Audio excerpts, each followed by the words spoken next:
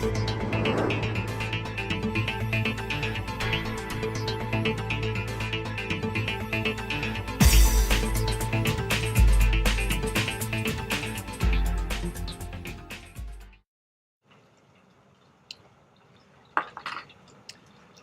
welcome to another edition of Mr. Daily Grace, coming to you from the back porch of my home in Orlando, Florida.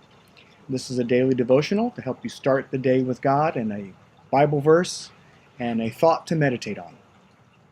Today I want to talk about a verse that describes a totally different focus on life than what the world projects to us that we should have. I remember years ago there was a commercial, and it showed a scrawny little guy with a beautiful girl on a beach laying down, and this muscular guy would walk up. He would kick sand in the face of the scrawny guy. The scrawny guy would look up in consternation, not knowing what to do because this guy was so muscle bound. And the girl would look in surprise to the guy she was with and then get up and walk away with the strong guy. This is the mentality that humanity has. The strong guy is always the best guy. He's the one you want to hang out with. He's the one you want to have on your side. And the scrawny guy, well, he's just second best. So I want to address that today. There's a verse in here in the Bible that addresses it directly. It's found in 2 Corinthians 12, starting in verse 9. I want to go through this slowly because there's a lot in it, and I want to make sure that every part of it is understood. Here's the way it goes. This is from the New King James. And he said to me, "My grace is sufficient for you, for my strength is made perfect in weakness." Now, Paul is saying here that this is what Jesus told him. So these are supposed to be the words of Jesus. My grace is sufficient for you, for my strength is made perfect in weakness. What does that mean? Paul goes on further in the next verse to describe what that meant to him and what it should mean to us. He says, "Therefore, most gladly, I will rather boast in my infirmities, that the power of Christ may rest upon me. Therefore, I take pleasure in infirmities, in reproaches, in needs, in persecutions, in distresses, for Christ's sake. For when I am weak, then I am strong." You know, this is completely opposite to what our natural inclinations are, or what society projects to us in how we should be. Paul is looking at his life as a life that he's not able to master on his own. And Christ said to him, "Look, don't worry. My grace is sufficient for you." Or he's saying, "My strength and my will are all you need. You don't need your own strength. As a matter of fact," he says, "when you are weak, then I am strong." And what that means is that when we don't exercise our strength and rely and trust in the strength of God, then God is able to work in our lives and demonstrate His power. You see, He doesn't force His power on us. He puts His power at our disposal. And when we surrender our will, when we subject our strength to His power, then His power is able to manifest itself in and through and for us. You know, that is a great comfort, because who's stronger than God? No one. Who has more abilities than God? No one. Who knows the right answer more than God? No one. And if I can have that on my side, that God's power, God's strength, God's knowledge, God's ability on my side when I face life, what more could I want?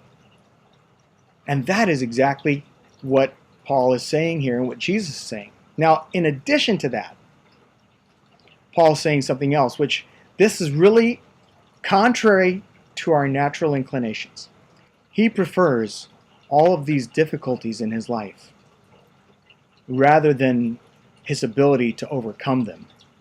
Because when he's faced with these difficulties, he is able to allow God to manifest himself for him, through him, in him, and the power of God becomes the focus. And success, of course, is ensured. No longer is he wondering whether or not he has enough strength, enough power, enough knowledge, enough ability to overcome whatever he's facing. He knows that whenever he is faced with a situation where he has to overcome or do something that requires his strength, that he can surrender to God, God will come in, and there's a guaranteed success. Now, I want to caution that statement with this thought. Success is not always measured by our yardstick. In other words, what we may think of success may not really be success. It isn't that it hasn't been successful, it's just that our perception of what success is was not met. And that's fine, because what we really want is for God to succeed, because He knows what's best. He knows what's coming next, and He knows what the overall picture looks like, and we don't. So Paul is addressing this mind change that we should all have in life, a change that goes against our nature, but is the right mindset to have. So what we should really be looking for in life is a relationship with Christ that is so vibrant, so dynamic, that whenever we face a trial, whenever we face a difficulty, instead of digging deep and putting our nose to the grindstone and pushing through it, fighting through the pain, instead of going there first, go to God first and say, Lord, please lead me. What should I do? How should I address this? If in your mind the thought comes, surrender to me and I'll take care of this for you, then just sit back and rest and watch the hand of God manifest itself in your life before your very eyes. It will happen every single time. Now, that doesn't mean that, if there's a person in a pool who's drowning and you have a life ring or a pole, that you just lay it down and say, okay, God, you take care of this. No, that is not what he's saying. If you have a life ring or a pole, God's going to help you to reach out to that person and give them help. Whenever it is within your ability, within your sphere of influence, to do something, God is generally going to work through you. Now, when you find that you're beyond that point, don't fret. Go where God leads you, but go to God first. If He says, the phone is over there, call 911, go. If you're in a place where you have no place to go and nothing to do but worry, stop. Wait. Trust the Lord. He will come through for you. So that is the mindset that we should be taking. It really is. Once you begin to develop that level of trust, it really is a peaceful, wonderfully secure place to be. And I want to close today with this thought. This is from Proverbs 29:25. And you should remember this because it will always give you strength when you feel weak. The fear of man brings a snare, but whoever trusts in the Lord shall be safe.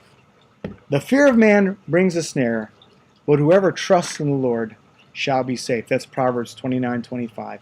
Hey, listen, I hope that you've had an inspirational moment today. I pray that you will share this message with others, that you'll join the channel, subscribe, give it a like, send me a comment. I appreciate those who do, and we have some interaction together, and it's always wonderful.